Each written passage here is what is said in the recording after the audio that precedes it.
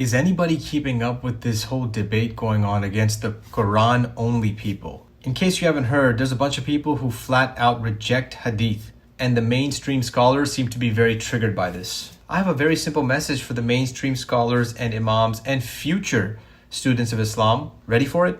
Talk more about the Quran. It seems to me that at least partially this Quran-only movement, the Hadith rejectors, they're partially fueled by the fact that we seem to talk more about the Hadith than even the Quran. The Quran has tons of wisdom and gems inside of it, but it seems to me that the majority of classes, khutbahs, speeches in general, have to do with Hadith. And somehow the minority is given to Quranic reflections.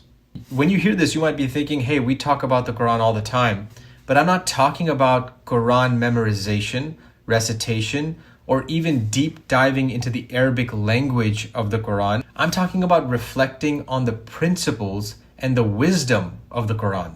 I'm not saying to completely not talk about those things, but I'm saying there needs to be more talk, more percentage of what we talk about should be the principles and the wisdom of the Quran. Again, I'm not a Hadith rejector.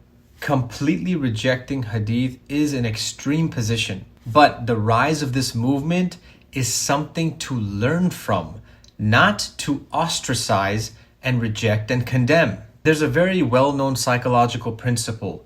One extreme inspires another extreme. Younger Muslims and the growing number of reverts to Islam really want to hear more about the Quran. Spending a greater majority of our time talking about the Quran, I believe, will resolve a lot of this tension. After all the reverts who come back to Islam and the Muslims who reinvigorate their faith in Islam, they are all typically guided by the Quran, which is the only infallible book in our religion.